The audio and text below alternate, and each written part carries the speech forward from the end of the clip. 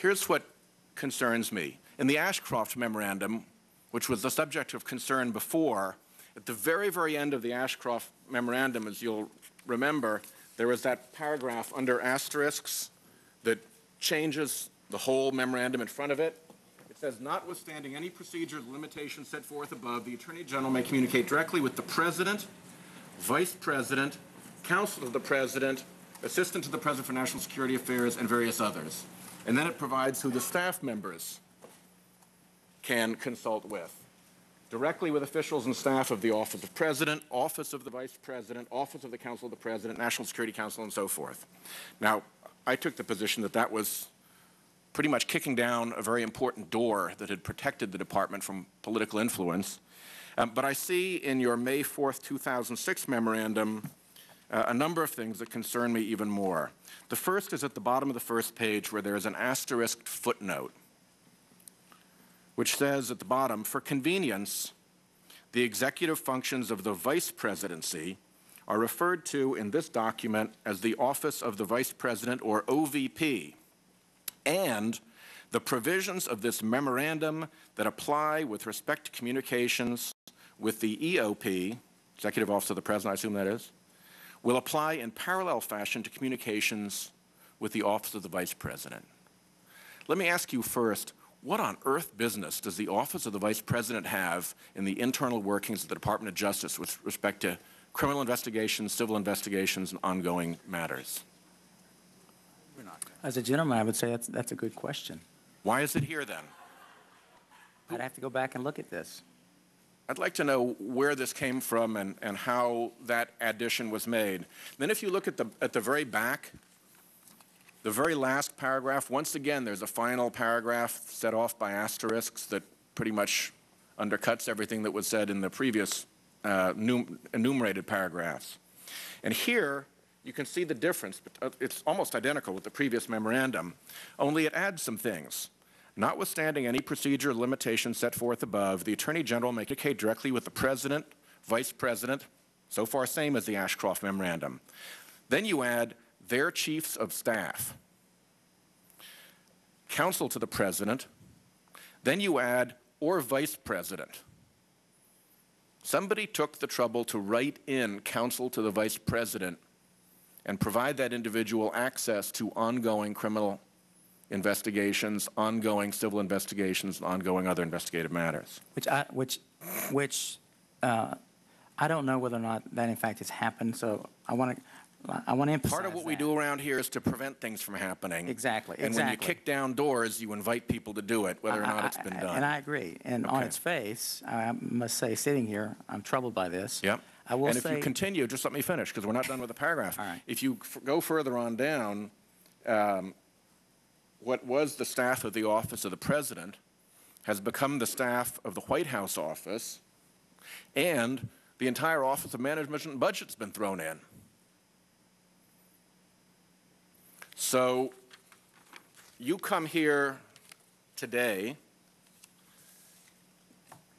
with, I think, to put it mildly, highly diminished credibility, asserting to us that you want to restore the Department of Justice. And yet here, where there is something that you could do about it, since our past discussion, nothing's been done. The memo that has your signature makes it worse. And we've agreed that this connection between the White House and the Department of Justice is the most dangerous one from a point of view of the potential for the infiltration of political influence into the department. How, in the light of all those facts, can I give you any credibility for being serious about the promises you've made that you intend to clean up the mess you've made? Well, because I've taken several steps to clean up, to address some of the mistakes that have been made, Senator. I can say that I have directed my staff to try to understand what happened with respect to the Ashcroft memo. What was the genesis of it? In fact, we went back and talked to a former member of the Ashcroft leadership team to understand what was the basis of the change. What caused this to happen? And so we have been looking at this issue because I am concerned about it. And with respect to this memo, quite frankly, I'd have to look at it. And I would be concerned about inappropriate access to ongoing investigations. Sure. And it's something that, if that's encouraged by this kind of memorandum, I think it's something that we ought to rethink. I would just mention to you that Senator Leahy and I, the chairman and I, have a piece of legislation that would restrict the department back to the original 7 unless a notification were made to this committee about other contacts that were actually made. And I hope you'll consider that and support it as well. It is very difficult at this point to take seriously your promises, however well you might mean them subjectively, to restore the Department of Justice. There are a lot of people here who love it. There are a lot of people here who think very highly of it. Everywhere I go, I find, increased concern about it. People that I used to work with, people who are friends and family of people who work in the Department of Justice right now. We have 7 U.S. attorneys or more dismissed. You have the Deputy Attorney General McNulty gone, Acting Associate Attorney General Mercer gone, your Chief of Staff Kyle Sampson gone, White House Liaison Monica Goodling gone, Chief of Staff to the Deputy Attorney General Michael Elston gone, Director of EOUSA Mike Battle gone. And in addition to hearing it wherever I go, you get things like the recent op-ed in the Denver Post, written by an active AUSA. As a longtime attorney at the U.S. Department of Justice, I can honestly say that I have never been as ashamed of the department and government that I serve as I am at this time. The public record now plainly demonstrates that both the DOJ and the government as a whole have been thoroughly politicized in a manner that is inappropriate, unethical, and indeed unlawful. In more than a quarter of a century at the Department of Justice, I have never before seen such consistent and marked disrespect on the part of the highest-ranking government policymakers for both law and ethics. I realize that this constitutionally protected statement subjects me to a substantial risk of unlawful reprisal from extremely ruthless people who have repeatedly taken such action in the past. But I'm confident that I'm speaking on behalf of countless thousands of honorable public servants at Justice and elsewhere who take their responsibilities seriously and share these views. And some things must be said, whatever the risk.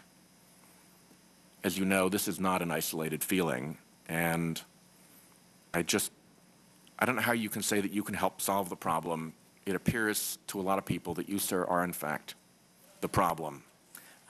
Senator, I think I understand that statement. I disagree. I think the morale of the department, I think is good. If you look at the output, clearly, the U.S. Attorney situation has not been helpful to the morale of the department. But with respect to the mistakes that have been identified, we have taken steps to address them.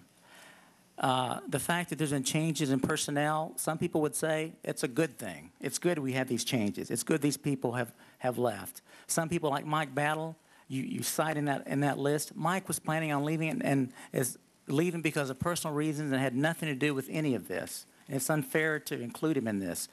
And so I am working as hard as I can to work with the members of this committee to make improvements in the Department of Justice, responding to Senator Feinstein's earlier comment about how, after hearing the opening statements of Senator Leahy and Senator Specter, why I would talk about FISA. The reason I would is because I'm focused on doing the work of the people in this country who care most about making sure their country is safe from terrorism, who care most about making sure their neighborhoods are safe from gangs and drugs and violent crime, and who care most about that their children are protected from predators. That's what I'm primarily focused on, but I'm also at the same time trying to address these problems. I feel that's my obligation as Attorney General.